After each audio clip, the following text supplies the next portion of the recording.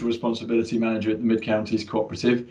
And I'm going to go through in a moment the details around this session, but I just need to do a couple of bits of housekeeping first of all, obviously using the online technology, which most people are probably familiar with now, but those of you that aren't, don't worry, we'll work it through together. Some of the things I want to highlight early on is this session is being recorded. So if anybody, for whatever reason, doesn't want to be on screen, by all means, feel free to turn your camera off. But if you are happy to, please leave your camera on, because it's great seeing everyone. We're recording it because it allows us to replay it when we want to as well, and show to those members that perhaps couldn't attend this session as well. So really helpful for us to be able to record this type of activity. Also, from a microphone point of view, if you are not a speaker and not speaking, I'd be grateful if you could put your microphone on mute, just because clearly any background noise can just get in the way sometimes of the speaker. So I would really appreciate that. And that actually takes me on to the questions bit quite nicely, because how this session is going to work is very much going to be a question and answer type session. So as facilitator, I'll be asking the speakers various questions as we go through.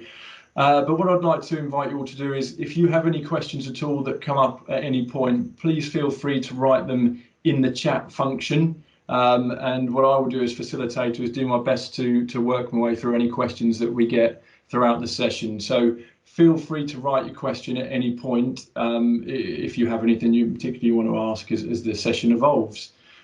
Before I go on to the introductions, I also just want to highlight for those of you on social media, this is part of a range of events that we've got through Your Co-op Conversations, and we're really keen for you to promote these conversations and carry on any of the interesting things that we perhaps discuss on social media, and really raise awareness of what we're trying to achieve here. So we encourage you to use your usual social media avenues to do that. Before I go on to introduce the speakers and just give an overview of what this session is about, I just want to play a very short video which provides a bit of an update on our society, and also for those perhaps new to our society, a good background to what it is that we are all about.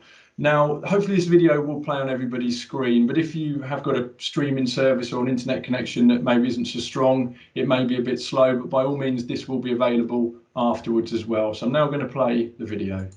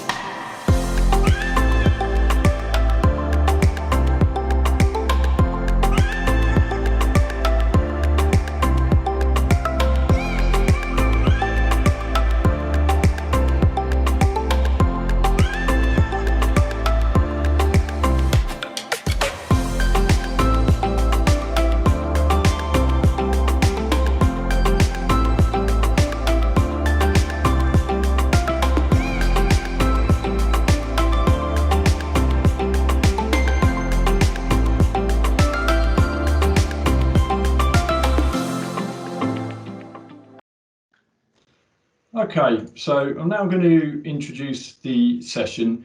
Essentially, the aim of this is to try and raise awareness of our activity around campaigning and trying to influence change on behalf of our members, and also how we work with the likes of Co-op Party to make sure our voice is heard by government. And it's going to be, as I said, in the format of a question and answer session. Before we kick off, I'd like to ask our speakers to introduce themselves. So first of all, I'm going to go to Helen Wiseman. Helen, if you'd like to introduce yourself, thank you. Thanks, Mike. I'm Helen Wiseman. I'm Society President, a member of the Board of Directors. I was thinking about this earlier today and realised it's actually 32 years today since the day I came for an interview with what was the Oxford and Swindon Co-op, and was appointed to work for the Society. And so it's been a long road to today's session, and I'm delighted to join you. Oh, thank you, Helen, and happy anniversary on that respect then. And Joe Fortune from Co-op Party, over to you to introduce yourself, please.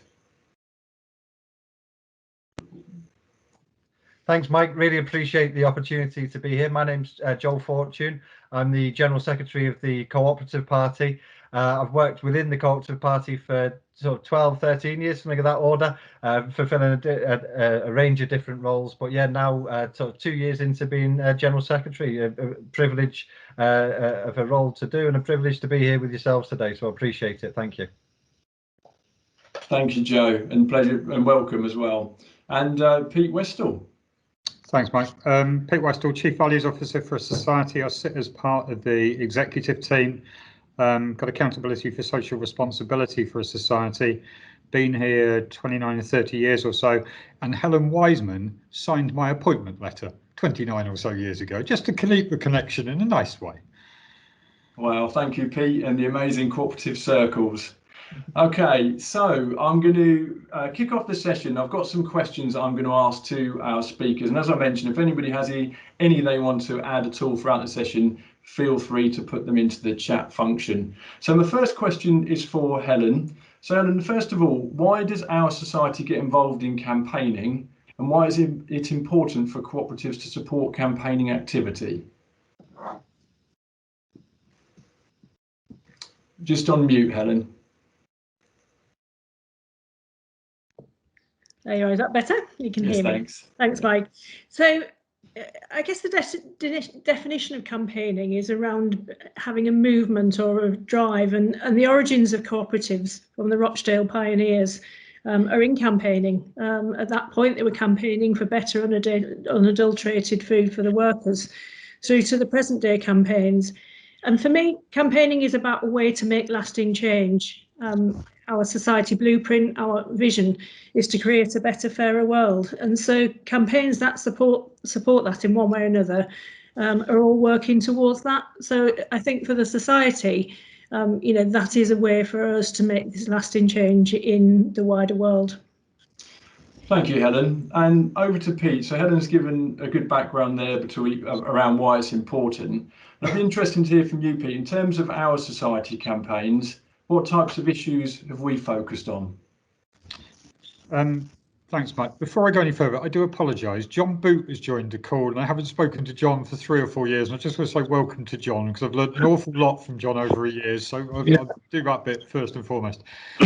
So from an issues point of view, and in terms of our campaigning, we've got quite a long and proud track record of the board, the chief exec and the executive, and colleagues and members getting involved in campaigning. You may well have seen Fair Tax Mark. It's a mark which has become more and more widespread. We were one of the first 3 cooperative societies who joined that mark back in 2013, 2014. And that's all about making sure that companies are paying the right amount of corporation tax in the right place at the right time. Fast forward on, 7, 8 years since then, and there's probably I would have thought over the last 12 months worth calling out. The first one, VAT on sunscreen. Somewhat surprisingly, the government classifies sunscreen as a cosmetic item, not an essential one, which means it attracts VAT. So if you take the average price of being sunscreen £5, £7, whatever, about £1.50 of that is value-added tax. So campaigning to change the law on that sort of thing for consumer protection. Campaigning to change the law on, I think, for a better society, and clearly we'll talk about our links with the CoOp Party and the great work that Joe has done, but about food justice, whether that be the Marcus Rashford campaign about extending free school meals, whether it's about increasing the amount of Healthy Start vouchers and the value of those. A lot about protecting our colleagues, and a great deal of work that's been done and is still ongoing about retail crime. Sadly, there are an awful lot of assaults on shop workers we see. They've been up during the pandemic. How can we make legislation changes to protect our colleagues who work in sites? And then finally, I suppose, in terms of almost going forward, we've done a lot of work on childcare in terms of the shortage occupancy list, effectively saying, how do we make sure that we can still employ European nationals following Brexit, bring them into this country to fill the gaps that we just can't fill? And I'm sure we can expand on any of those areas, but broadly, Mike, they're the type of areas we've been campaigning on over the course of the last 12 months. Thanks, Pete. And over to Joe. We've mentioned Co-op Party a few times, and Pete just mentioned Co-op Party there. So it'd be really interesting to hear from you on who are Co-op Party and what are Co-op Party trying to achieve? Cheers, Mike. And like, we are the political party of the Co-ops movement. Have been for a number of years. Often when people start to talk about the Co-op Party, too often for my liking, they may start in the so ago, but it's about what we're doing today. We have been around a long time, but the important thing is, what are we seeking to do here and now? We're an independent political party. We have independent membership, which is growing. We have societies such as Mid Counties as members of the party as well. We are represented, and we aim to be represented by cooperators at decision-making tables right across the country. We're at a point in time now, and I'll sort of rattle off some numbers, but numbers are only as important as the work that these representatives do on behalf of the cooperative party and cooperative movement. But we're now in the place post-election, so you have to sort of, my numbers are updating in my head as we're sort of going along. But we're in a place now where we've got 50 members in Westminster. We're just shy of 1,000 cooperators in councils right across the country at all different levels, from parish upwards. We're now in a place of 5 of the Metro Mayors, Labour and Co-operative, and the list goes on. In Scotland and Wales, large representation as well. We're the second biggest grouping in the Senate in Wales, and up to 11 in Scotland as well. Now, those I can sort of continue with numbers in terms of 10 PPC, policing crime commissioners and other aspects, but it's what we seek to do with the people which is the important bit. It's not, the number is great, but it's about what we're trying to do. And what we're trying to do is we're trying to promote and defend the cooperative movement right across the gamut of those levels of representation.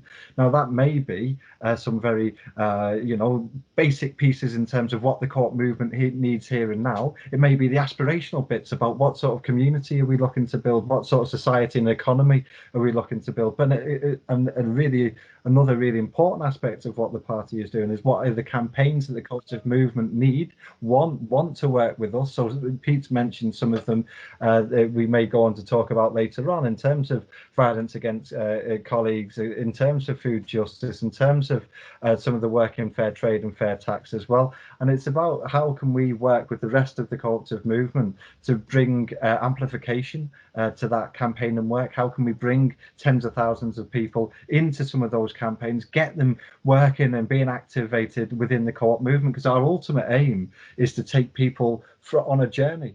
We aim to take people from being engaged with some of our content through to being supporters of the party into the cooperative movement itself. We want to, our ultimate is to grow and be a part of the growth of the UK co-op movement. And there's lots of different facets in which that happens, but hopefully it gives a sense of where we come from and what we're up to. Mike, but there'll hopefully be a further opportunity down the track to sort of explore some of those pieces as well. Thanks, Joe. And I think a lot of our members listening to you talking there, really passionate about Co-op Party. I think it's really interesting, the background and what you're trying to achieve. I think there's a lot of members who may be more interested in getting involved. How would a member get more involved in the Co-op Party and learn more? Oh, nice one. To be absolutely honest, there's so many routes into how we are working now, Mike. I think there's 2 bits to this. There's the first, which is about members. Obviously, as cooperators, we start with our members, and within membership, we're spread.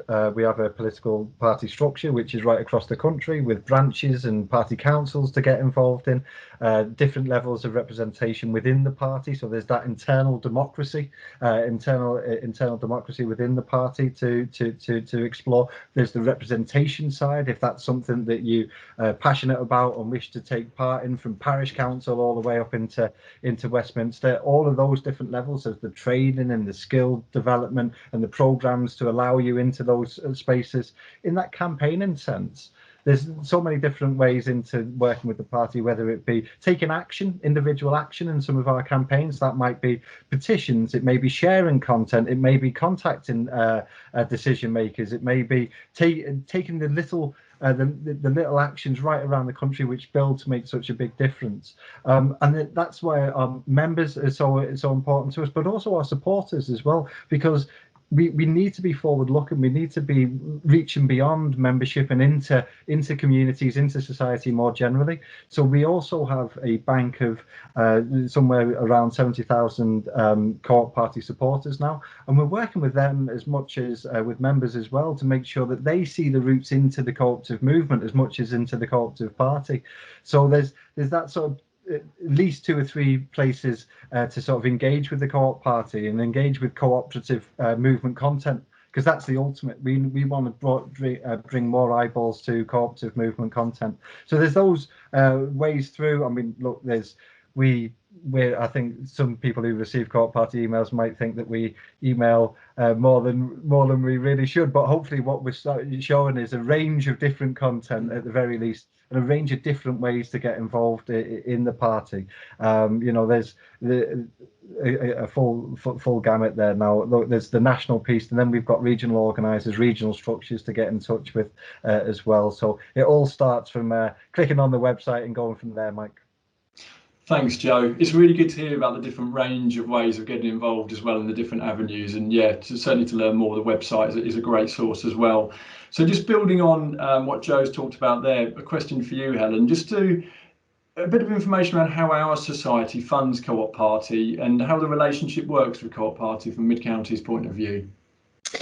Yeah, thanks, Mike. So members who attended the AGM will recall that that they're asked to vote on the distributions every year, and one of the distributions is the campaigns fund, and that campaigns fund allocates funding for both local party branches of the Co-op Party and also as the national party. The campaigns fund also supports a range of campaigns across the political spectrum, which are in keeping with our values and principles. In terms of the relationship, well, we have a formal relationship where we meet twice a year with the Co-op Party and all the secretaries and representatives from each of the societies. And that's to formally talk about the issues that we share jointly in terms of campaigning, but also individual society campaigns. And that's the formal aspect of that. But we meet with Joe. Joe, I know, came along to our board. And, you know, we've been in the really pleasant situation of being able to pick up the phone, speak to Joe or one of his colleagues, particularly sort of as issues arise and have arisen over the last year, that the Co-op Party has been there to offer advice and support and look at ways that they can campaign on behalf of the society. So there's a formal structure, but then there's that very much ongoing issue-based element that comes into it. Thank you, Helen. So we've had a question on the chat function. As a member and colleague, I'm really interested in action to help fight climate change, but what initiatives are we doing in this space? I mean, that is a really good question, which I'm quite interested to have an answer to as well. And I think from my point of view, our One Change programme is a real catalyst that we've got in place to really try and drive change when it comes to climate action and climate change. And for those that aren't familiar with that, this is about encouraging people to take action, make small changes or big changes collectively to really make to fight climate change and take climate action. And I think we've also expanded beyond that with various groups that we're involved with. Pete Westall involved with ICEP for the ICA, an international cooperative think tank organisation, also representation in Euro Co-ops. We're having our say on how we can really help tackle the UN Sustainable Development Goals. And we've also in the process of trying to get involved in COP26 as well, to again have our say on what can be done to tackle climate change in a One Change campaign. I think that's sort of the broad crux of it. Pete, is there anything at all that you'd want to add to that at all? Yeah, I think it's a great answer, and for those who don't know, Mike has driven that agenda on behalf of this society for the last few years now and has done great things, I've got to say. Probably the 2 things that are worth noting, Sam, is we're a member-based organisation, and if our members say they want us to do something, that's what we do fundamentally. 94% of our members said they wanted to take action on plastics. That's why we've done a load of stuff on plastics. The big call to action for us is about reducing greenhouse gas emissions.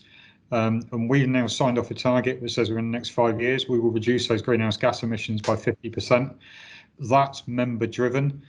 The bit I'm probably proudest of as part of this society is that we have executive targets now linked to that greenhouse gas emissions. So it's not just a target that can be pushed away in any way.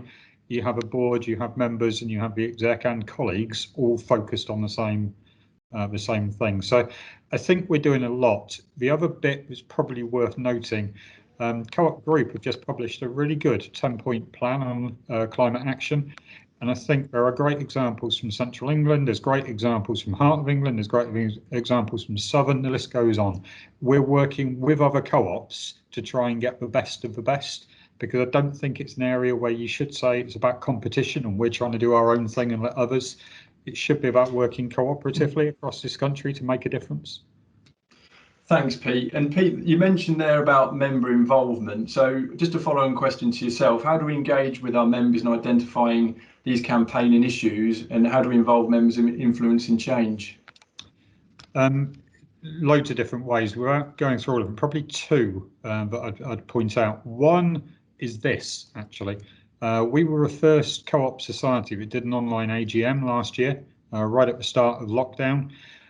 It went really well. Helen, Phil, others, great job, great feedback. But one of the comments that came back was, how do you make it more engaging? How do you get more member feedback? It's really difficult to do that on a couple of hours on a Teams call. So one of the thoughts had by the team this year was, why not put on a series of events like this, absolutely open to any member to join us, whether it be on foods policies, what are we doing about local sourcing, whether it be on community work, or indeed what we're doing in terms of campaigns. So that's one of the ways. The other one, perhaps a little bit more structured, we have a program called Your Co-op Voice, and over the course of the last couple of years we must have done over 100 surveys. I would have thought at least 45,000 members have filled in their views, their opinions on so many different subjects, and it's those views and opinions the board take into account, challenge the exec and the management team to make sure are forming part of our strategies and part of our programs going forward. So there's quite a nice feedback loop. Could we do more? Undoubtedly, and that's why we're trying techniques like this to try something new and encourage that member engagement and member feedback.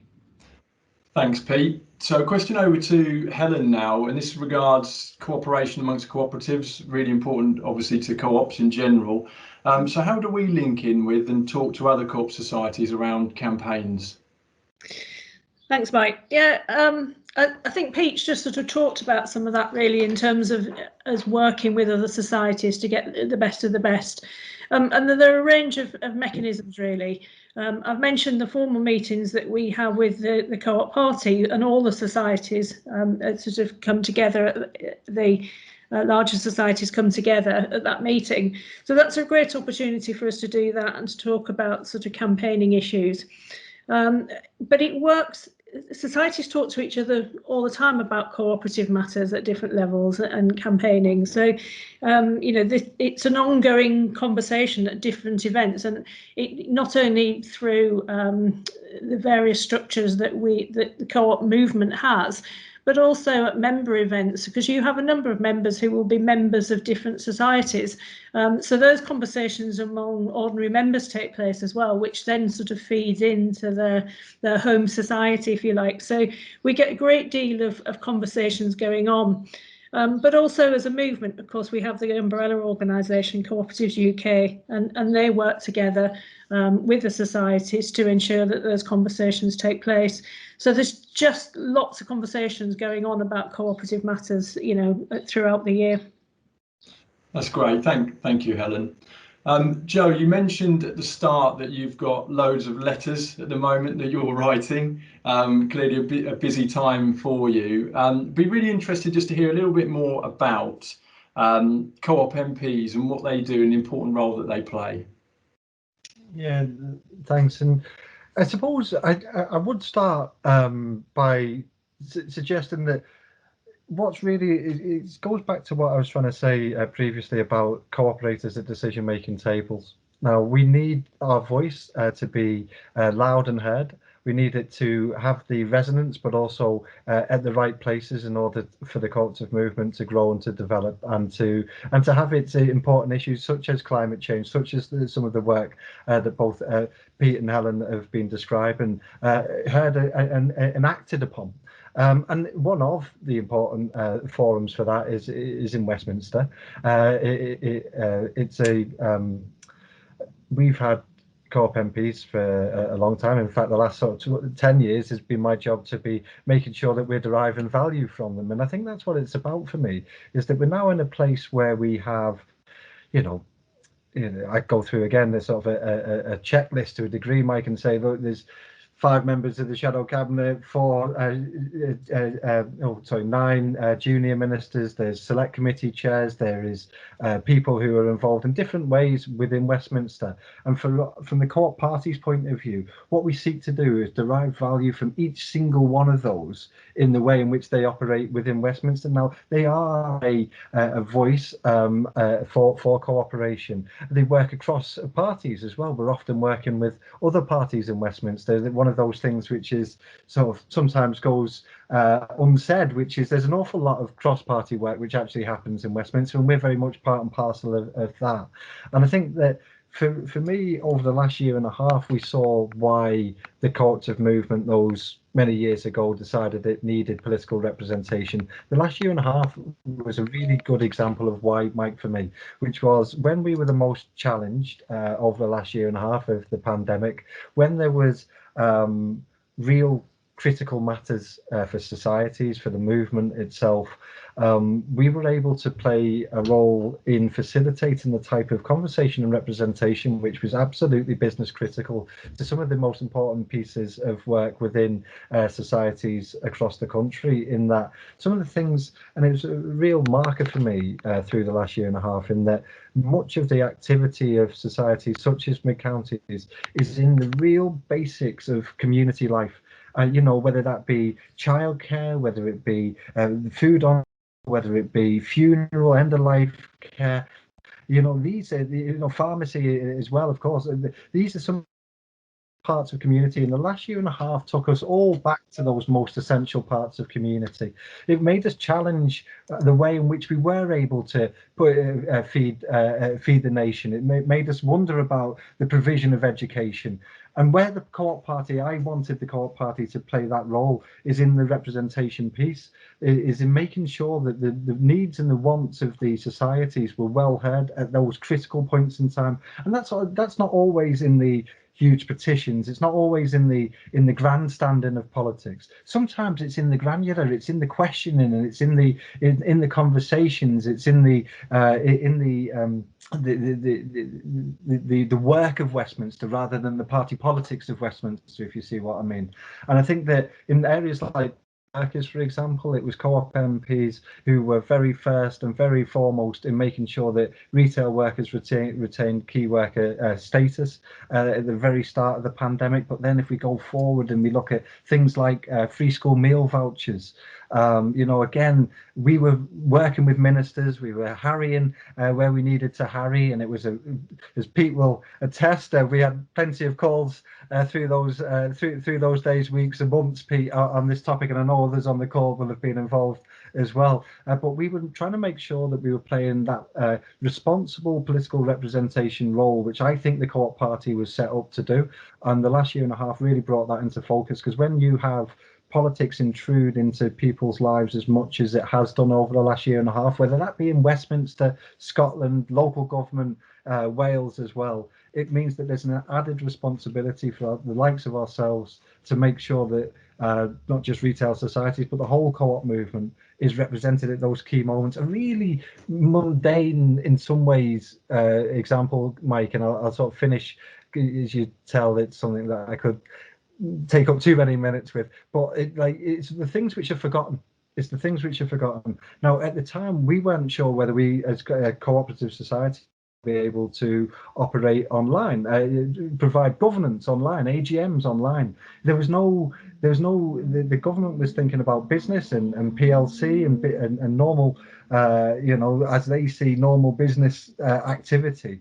We were able to make sure that there was that voice going in directly into ministers' ears to say, and co-op societies, by the way, and co-op societies. You do have to get that bit right. And I was grateful for our political representatives in Westminster at that time for just making that extra effort, making sure they were on the phone, quite frankly, to ministers, just to try and get that over the line. So it's from the grand campaigns and other aspects to the real aspects of how we operate as cooperatives and cooperators as well. So hopefully that gives some sense of it, Mike. Thanks, Joe. Really thorough response, and that's really interesting stuff.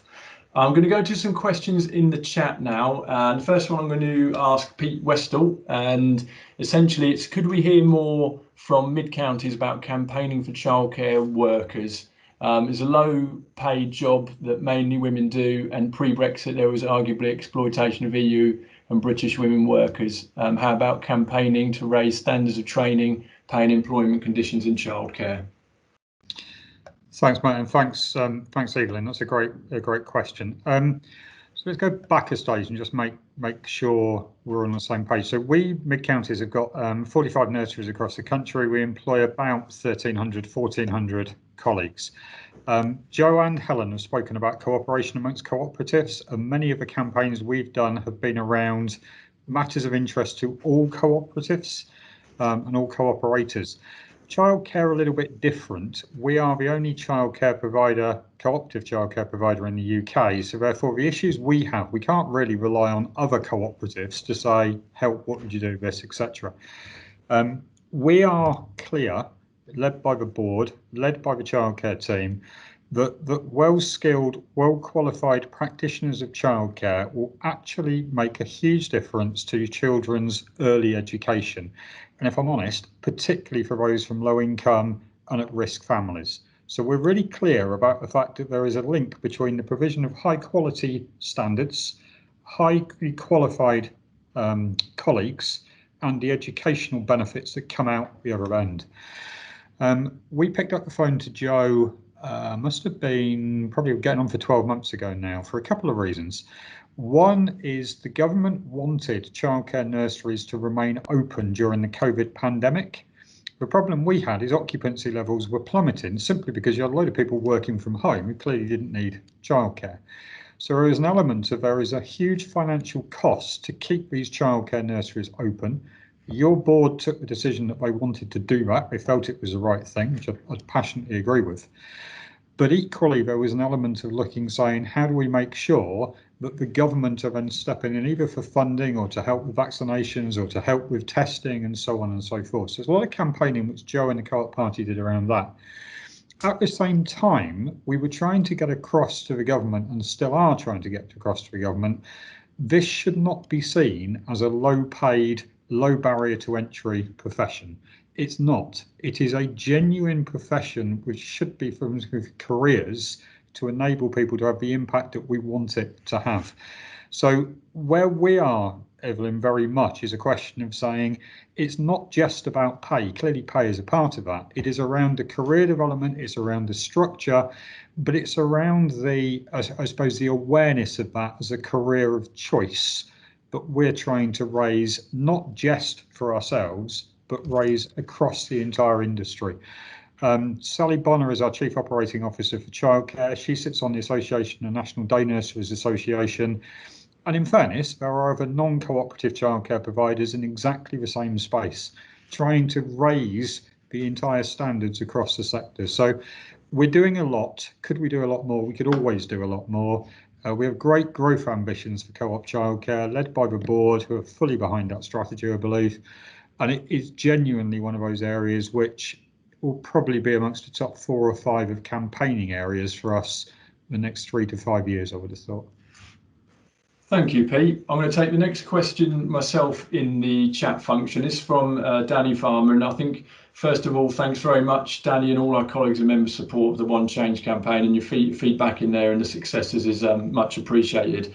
The crux of the question is, do we have any other projects like this in the near future for us all to get behind, involved with, like we did before? It really does make a big difference.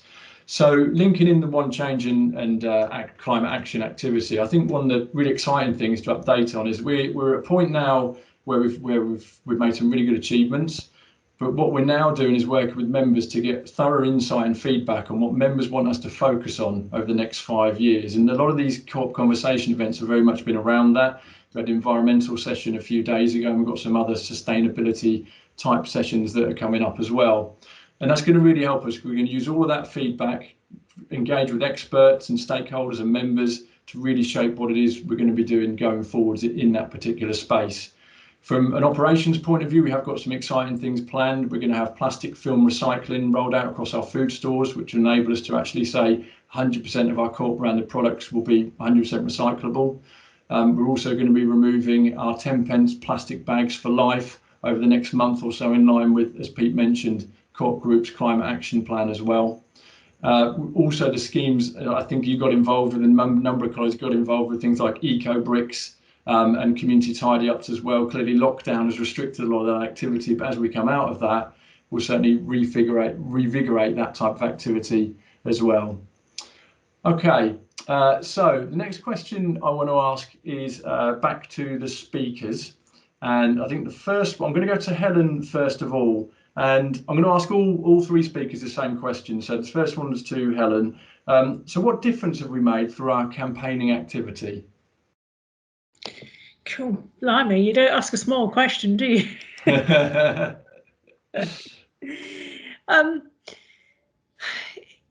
don't want to focus on a specific campaign because I think, you know, Pete can probably talk more eloquently about some of those. But I think for me, the difference that we have made is to demonstrate both to members and the wider community that, you know, that co-ops can make a difference and that, you know, we listen to what they say. So I think, you know, the campaigns, a lot of the campaigns that we've had have come through member activity. And, you know, and this is, the Society's history is littered with that. If I go back into, you know, sort of the annals of Oxford and Swindon, our society was the first society to stop selling South African goods. And that was a result of members' action.